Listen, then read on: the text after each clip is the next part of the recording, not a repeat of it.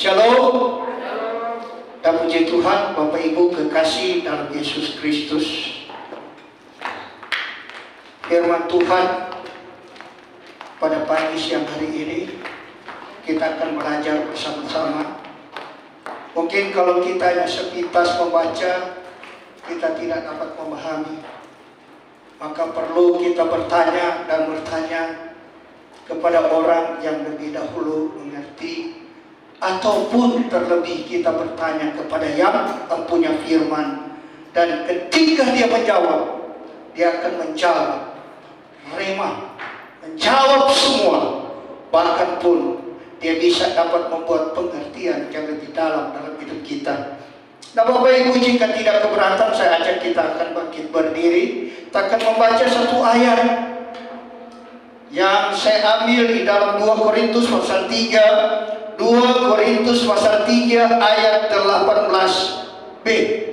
18b menjadi perenungan bagi kita dari pagi siang hari ini.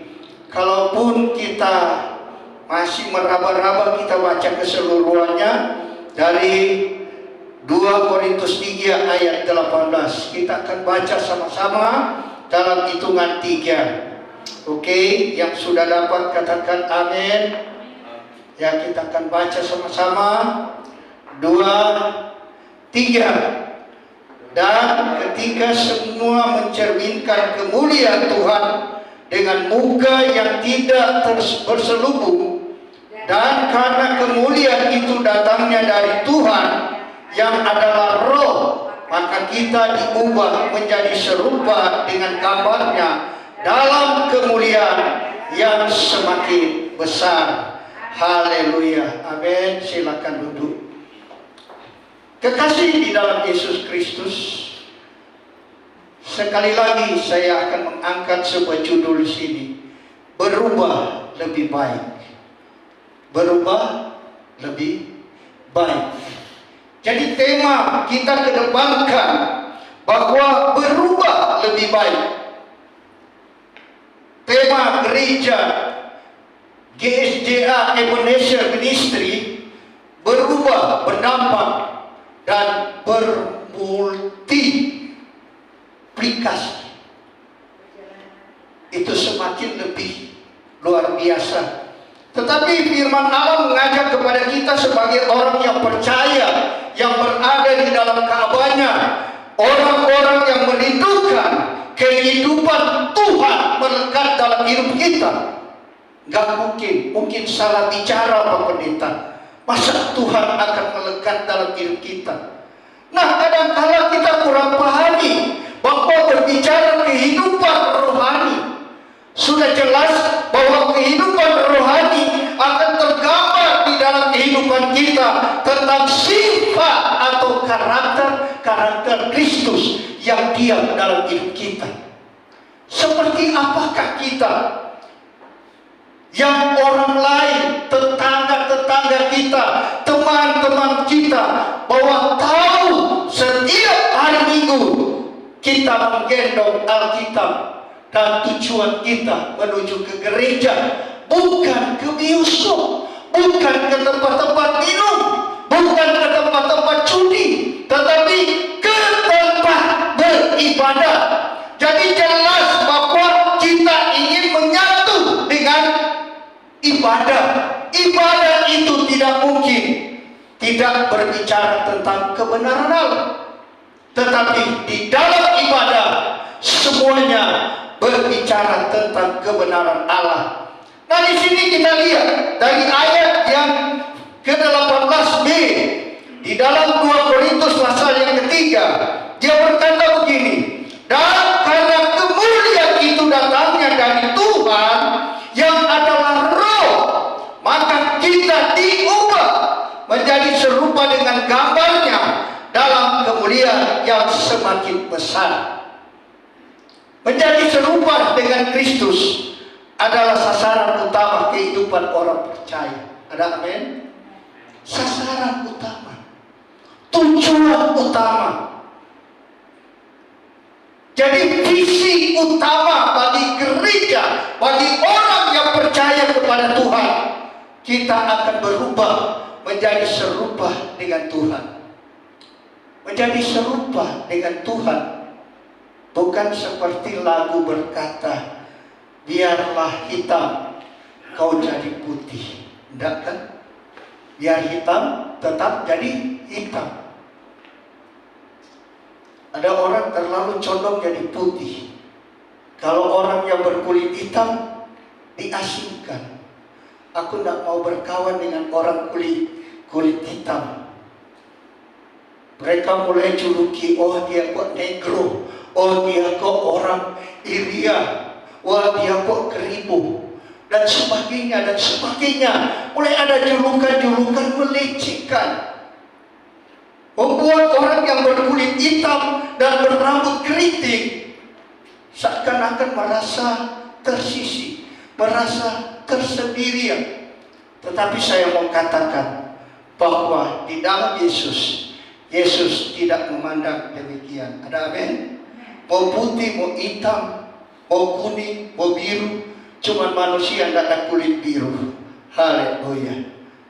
Jadi di sini kita lihat bahwa tujuan Tuhan, tujuan gereja, tujuan pelayanan Tuhan berubah, bukan? Ya, di sini diajak kita berubah lebih baik, bukan perubahan. Jadi berubah bukan perubahan. Kalau perubahan, mungkin Bapak Ibu sudah dengar sekte-sekte sesat yang sekarang lagi lebih keren, mulai membawa anak-anak muda lebih banyak ke arah dia, yaitu Kristen progresif. Sudah pernah dengar? Ini bahaya. Jaga pergaulan kita, jaga komunitas kita. Ini hal yang tidak ya ringan, tidak gampang. Tidak kita hanya ya berkata ya memang sudah keadaan. Jangan. Tetapi ini akan menyusup. Istilahnya kalau dia masuk sampai ke sumsum, sehingga tidak bisa dapat melepaskan. Betapa enaknya kalau kita terima dan kita akan bareng-bareng bersamanya. Kita akan nanti menyimpang dari berbagai aspek kebenaran Allah, dan kita mulai melakukan banyak penolakan. Jadi tujuan dari ajaran atau sekte ini, Kristen progresif, itu pembaharuan tetapi menyimpang daripada kebenaran firman. Mereka menolak otoritas kebenaran firman Allah. Bahwa firman Allah ini, mulai dia mengatakan ke jemaat, biasa-biasa jemaat, gak apa-apa, gak gereja, gak apa-apa kok, melakukan berbagai macam dosa, gak apa-apa.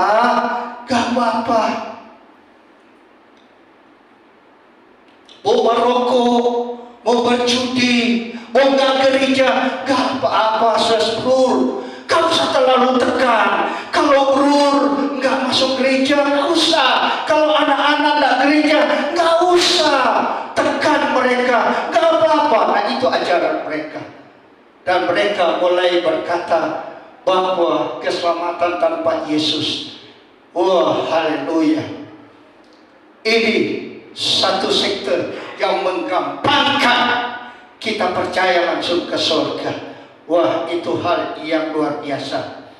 Makanya mari hari-hari ini selamilah begitu dalam kebenaran firman, dan mari kita menikmati indahnya, intinya dengan Tuhan, supaya kita bisa merasakan bahwa rohani kita ini bertumbuh, rohani kita semakin bertambah-tambah, dan tidak mudah dicegah, tidak mudah dipermainkan, tidak mudah diperbodohkan oleh keadaan situasi dunia yang ada. Makanya terkadang gereja terlalu tegas dan keras, jemaat kadang-kala mulai berpihak yang lain. Tetapi gereja sebetulnya membawa kita supaya kita lebih terbuka wawasan kita, melihat bagaimana program Allah untuk menyelamatkan kita dari berbagai persoalan demi persoalan yang memumpuk datang untuk membuat kita tidak berdaya, membuat kita tidak bisa berbuat apa-apa. Sebab itu, di sini kita lihat kebenaran, tujuan kebenaran firman Allah bagi kita. Bagaimana kita mencapai sasaran tersebut bila grafik kualitas hidup kita tidak menunjukkan suatu peningkatan? Jadi akan terlihat grafik kehidupan rohani gereja Tuhan, anak-anak Tuhan, orang percaya, kalau tidak menunjukkan kepada perubahan. Bapak Ibu, gampang semua mau dicoret sedikit, kita langsung ikut belakang. Kita mulai berkata sayonara dengan Geraha Kurnia, sayonara dengan Ibu Gembala. Ini pengaruh luar biasa. Kenapa mulai munculnya? Tadinya mulai ada sekte lain berkata bahwa juru selamat itu adalah Allah, bukan Yesus. Yang mati di kayu salib sebetulnya bukan Yesus, adalah Allah.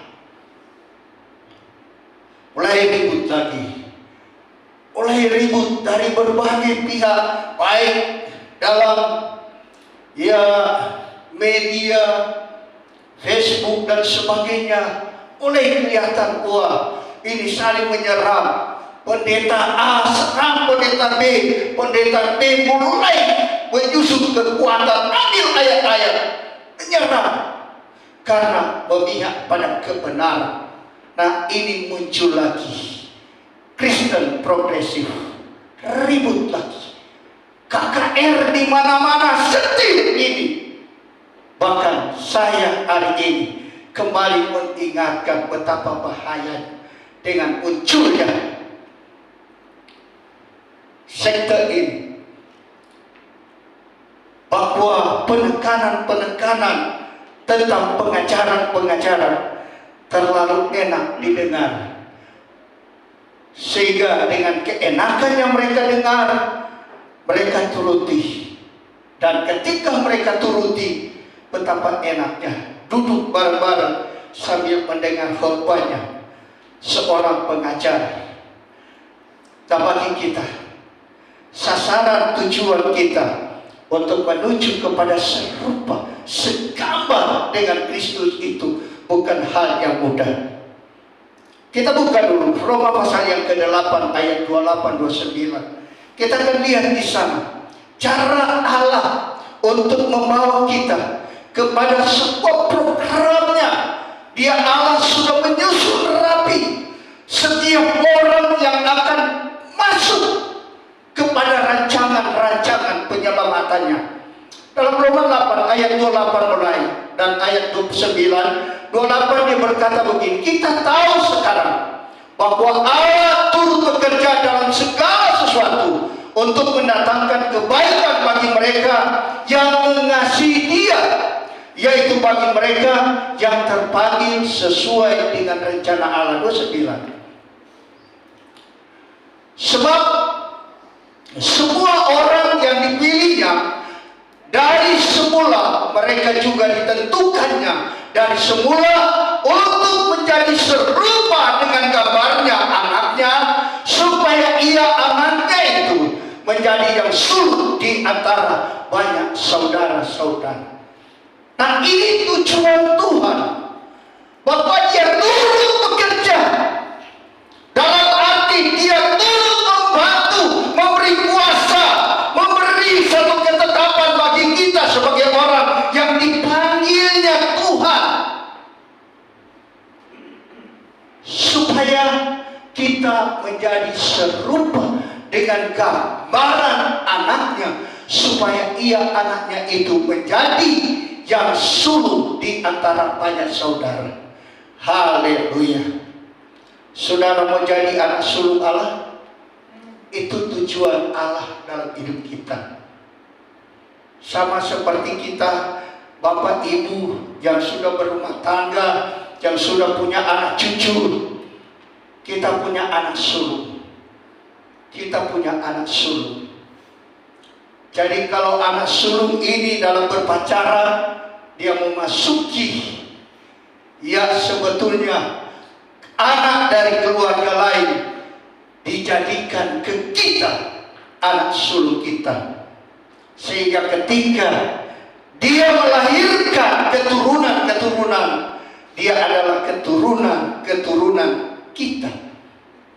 Kalau orang Batak, dia orang Manado sama. Kalau lahir lebih dahulu laki-laki, wow, merdeka orang bilang. Apalagi kalau orang Chinese. Orang China sekalipun di zaman-zaman saya dulu, saya pernah lihat karena ada saya keluarga China, cuma dibeli perempuannya, dibayar tanpa ada pesta. Jadi kedua ini setelah melapor ke bapak ibunya perempuan, mereka langsung ke catatan sipil. Jadi mereka urus dan akhirnya mereka bersama-sama. Nggak ada ribut-ribut, nggak ada mau repot, mau sedia sapi 7 ekor kerbau B2, nggak ada pesta. Yang penting sudah sah. Akhirnya keluarga mengakui bahwa si calonnya, anaknya menjadi anak mertuanya. Dan ini Allah bukan demikian seperti kita manusia, tetapi Allah menjadikan kita anak sulung. Berarti kita akan dibawa Allah untuk melakukan, menggenapi kebenaran firman Allah di dalam Yohanes pasal 3 ayat yang kelima. Lahir baru dari air dan lahir baru daripada roh. Kalau orang yang hanya lahir daripada air atau dikatakan dibaptis hanya lewat air kolam, itu masih separuh keluar dari kandungan maknya. Jadi kalau lama-lama dia masih separuh itu, aku tidak tahu siapa yang mati, entah mak atau anaknya atau dua-dua mati.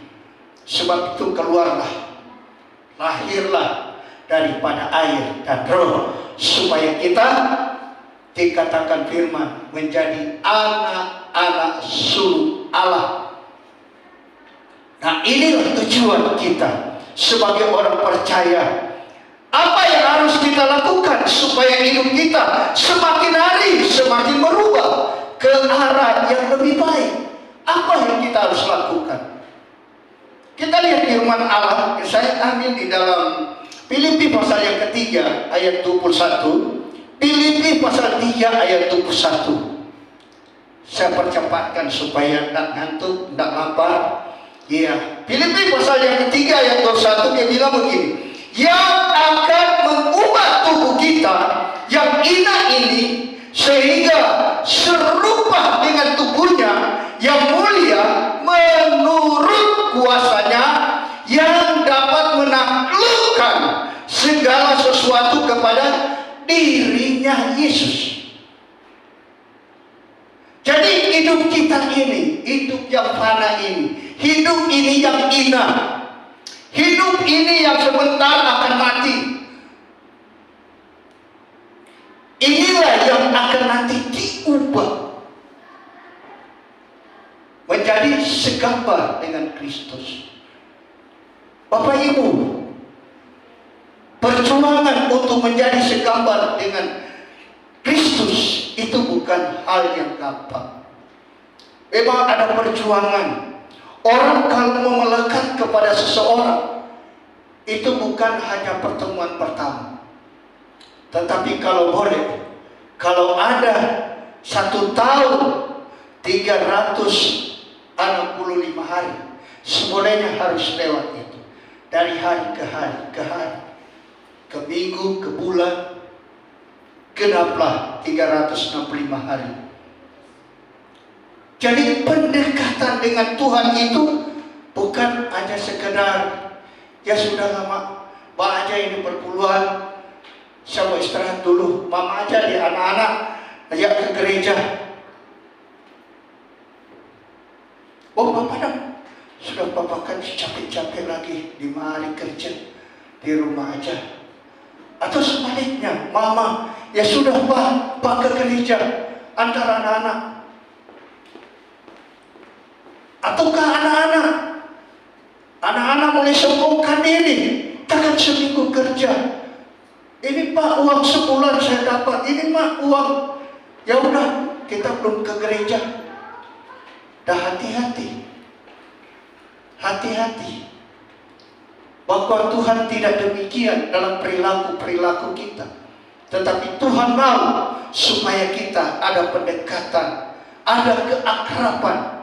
Sehingga benar-benar dari keakraban kita dengan Tuhan, maka kepada kita lah Dia mulai ceritakan tentang janji-janjinya. Dia mulai sampaikan semua janji-janji, peristiwa apapun yang akan terjadi. Sehingga ketika ada sesuatu peristiwa yang terjadi, engkau tidak akan terkejut, engkau tidak kaget. Engkau sudah tahu, pada kemarin Tuhan sudah berbicara, ini akan terjadi. Kita aminkan. Tapi kalau kita jauh dengan Tuhan, apa yang harus kita lakukan? Makanya Bapak Ibu, kembali kepada 1 Yohanes 3 ayat 2. 1 Yohanes 3 ayat 2. Dia bilang begini, saudara-saudaraku yang kekasih, sekarang kita adalah anak-anak Allah. Amin. Tetapi belum nyata apa keadaan kita kelak. Akan tetapi kita tahu bahwa apabila Kristus menyatakan dirinya, kita akan menjadi sama seperti Dia. Sebab kita akan melihat Dia dalam keadaannya yang sebenarnya. Haleluya. Bapak Ibu perlu pahami baik-baik bahwa hari-hari ini kita sedang memakai selubung. Saudara, kalau yang pakai selubung di waktu nikah siapa, laki apa perempuan? Yang pakai selubung perempuan ya. Ya, ada perempuan waktu nikah pakai selubung, aku udah angkat lepas. Ya, perempuan. Jadi ketika laki itu datang membuka selubung, perempuan baru kenal, wah ini, wah betul. Tapi kalau lagi pakai selubung, sama. Apalagi kalau dia punya kain itu, kain, wadah, itu susah melihat keluar. Rasanya mau jalan nabrak terus, dan bisa kenal warna apakah calon kita ini. Dia sedang apa, dia dandan apakah, dia pakai apakah di wajahnya, kita nggak tahu. Tapi begitu setelah laki yang buka, wah matanya perempuan langsung, ah puji Tuhan, ini idamanku, haleluya. Nah kita setelah nanti dibuka selubung ini, baru kita kenal pribadi secara nyata bahwa Dia adalah Sang Kekasih kita, adalah Yesus Kristus, adalah mempelai laki-laki, dan kita adalah mempelai perempuan.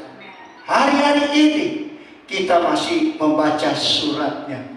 Saudara rajin membaca surat atau sudah berhenti? Sudah berhenti. Saya dengar-dengar, tunggu-tunggu Ibu Gembala kasih hadiah apa ya? Terkenang bunga-bunga, ada duit-duit di dalam. Ya, kali ini mereka sudah selesai baca. Kira-kira ini Ibu masih mau dapat atau baca lagi? Haleluya. Jadi tetap baca, tetap semangat. Bacalah itu surat Yesus. Surat Yesus ketika engkau dalam keadaan duka. Surat Yesus, Dia bilang sabarlah, aku akan datang menghapus air matamu. Itu kalau kau puji Tuhan, Sampai suami tidak pernah bilang begitu, tapi Tuhan ketika baca, oh haleluya. Ya kan? Apapun persoalan ketika kita baca suratnya Yesus, pasti akan terlepas begitu beban kita. Karena suratnya ini adalah surat yang berkuasa untuk melepaskan bebanmu. Firman yang berkuasa, Roh Kudus yang akan meneguhkan, menguatkan, sehingga perjalanan hidup kita, perjalanan yang menuju kepada hidup yang kekal. Jadi kekasih dalam Yesus Kristus, di sini kita pahami benar-benar kebenaran firman Allah, bahwa kendala terbesar penghambat evaluasi atau koreksi adalah kekuatan yang besar, yaitu kesombongan, gengsi, kenyamanan, dan keengganan mengalami perubahan itu sendiri. Jadi kalau ada antek-antek ini, kenapa saya bilang antek? Ini kawan-kawannya iblis, ada melekat di hidup kita, di hati kita, yaitu kesombongan, rasa gengsi, kenyamanan, dan keengganan mengalami perubahan itu sendiri tidak akan tercapai. Sebab itu kita harus berjuang, kita harus perang. Sebab kita akan dipindahkan dari dunia yang fana ini, akan menuju kepada akhirat, hidup yang kekal, yang tidak ada taranya dengan dunia ini. Sehingga dia katakan dalam Roma 8 ayat 18, dia bilang apa? Bahwa kita tidak perlu ragukan bahwa penderitaan yang kita alami sekarang ini tidak akan sebanding dengan kemuliaan yang Tuhan siapkan bagi kita. Amin. Saudara mau berjuang? Saudara, orang akan pancung leher kita, orang akan penggal kita, orang akan buat berkedel hidup kita. Itu tidak sebanding kemuliaan yang Tuhan siapkan kita. Di saat kita akan mengalami demikian, ada kebangkitan. Lewat kebangkitan dibangkitkan seperti itu juga. Tubuh diubahkan, baru dibangkitkan, dibawa bersama-sama dengan Yesus, diubahkan di sana menjadi tubuh kemuliaan. Dan tubuh kemuliaan ini akan bersama-sama dengan Yesus dalam dunia kekekalan. Tetapi sebelum pada kekekalan, kita akan turun. Itulah yang berbicara tentang Yerusalem, kerajaan Yerusalem akan turun memerintah 1000 tahun di bumi. Saudara mau menjadi pemerintah 1000 tahun? Berjuang, saudara, berjuang. Alkitab berkata, barang siapa yang bertahan dalam pemerintah penderitaan, dia akan memerintah. Baik, saudara mau tahan penderitaan? Ini kadangkala belum dicubit daging terlepas, belum, baru masih difitnah. Ibu Meske kok dia begitu, begini, begitu, begini. Tersinggung, gaya sudah terpelak kepalanya, sudah terlepas kepalanya, sudah mulai menjauh dan sebagainya dan sebagainya. Itu masih kecil. Iblis mulai tertawa di luar. Iblis mulai tertawa. Hari-hari dengar di gereja, dengar firman Tuhan, pendeta udah buka rahasia, keselamatan. Tapi lihat kok, cuma pencobaan kecil, sudah mulai melenceng. Saya terus berdoa, dari anak-anak sekolah minggu, remaja, dewasa, sampai orang tua. Saya berdoa untuk gerah kurnia ini, supaya semua diberkati oleh Tuhan, supaya semua ini tidak ada satu yang terbuang, semua beroleh hidup yang kekal. Makanya untuk mencapai kekekalan, perjuangan jangan berhenti. Makanya kita boleh berkata di dalam Yohanes pasal 3 ayat 30, kita bisa berkata, ya, Yesus harus makin besar, tetapi aku harus makin kecil. Haleluya. Yohanes pasal 3 ayat 30. Kalau boleh mari kita buka, kita baca di layar. Oke. 2, 3.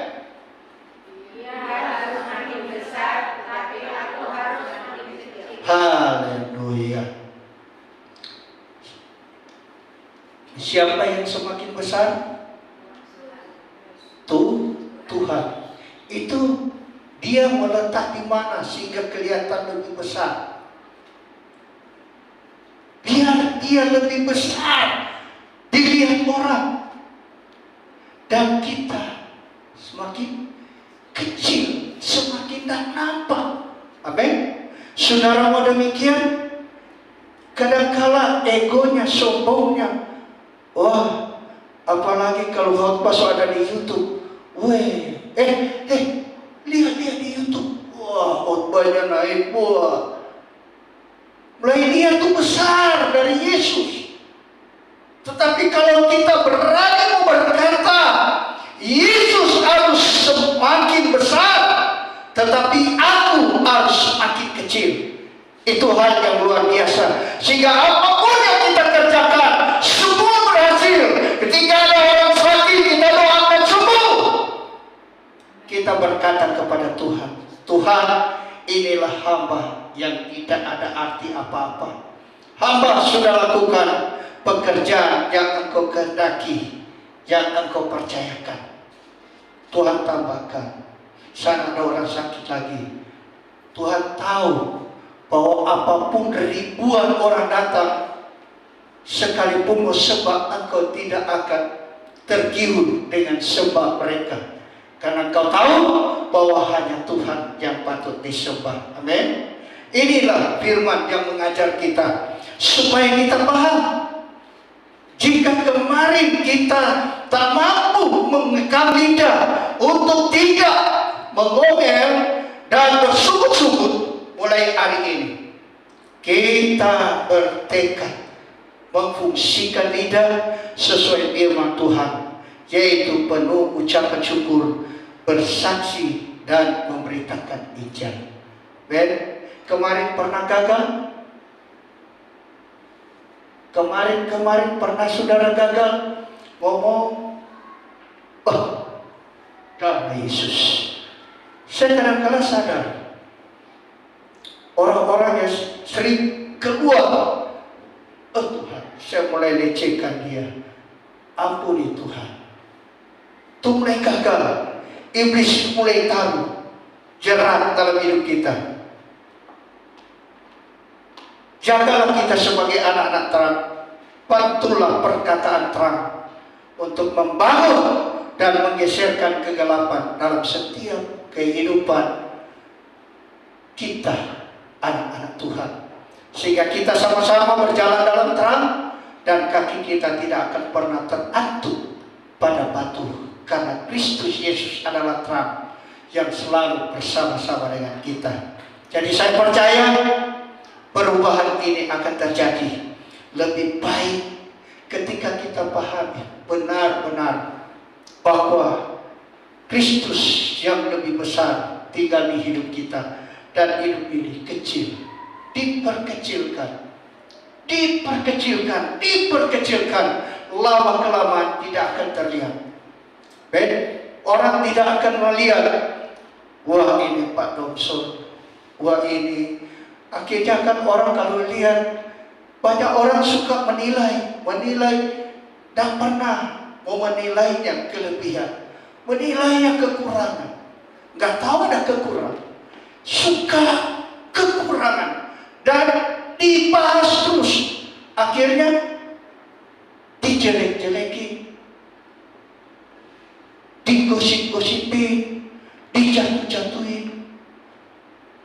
Sebentar dia berkawan. Saya kadang-kadang berpikir, apa artinya kalau saya menjelekin jemaat? Sebentar saya datang berkunjung, shalom, tanpa tanya.